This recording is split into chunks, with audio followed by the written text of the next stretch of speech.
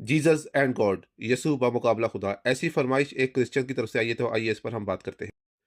खुदा अल्फ़ा है, अव्वल है, उससे पहले कोई भी नहीं था, वही सबसे पहले था, जबकि यीशु से पहले उसकी माँ और उससे पहले उसकी माँ और उससे पहले उसकी माँ।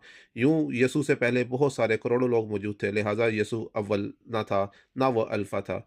इसी तरह से यीशु जब सलीब पर लटका के मारा गया, तो उसके बाद भी लोग रह गए और यीशु ओमेगा ना रहा, जबकि खुदा ताला सबसे आखिर में रहेगा और उसके बाद कोई भी ना होगा।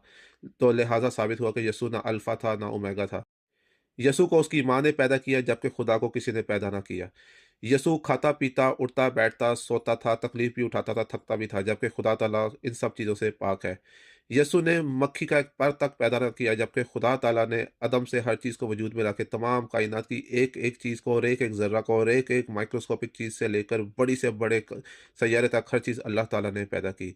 इसी तरह से यीशु को लोगों ने पकड़ा, मारा, पीटा, मुँह पे थूका, सर पे काँटों का ताज पहनाया, जबकि खुदा ताला इन सब चीज़ों से पाक है, खुदा को कोई पकड़ नहीं सकता, बल्कि वो हर चीज़ पर कादिर है, वही सबको पकड़ता है।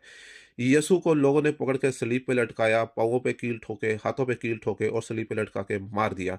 जबकि खुदा ताला को तो कोई पकड़ ही नहीं सकता, ना खुदा मर सकता है और ना ही खुदा मरा। और यीशु मर गया, मर के यीशु ने साबित कर दिया कि वो खुदा नहीं, क्योंकि खुदा मरता नहीं।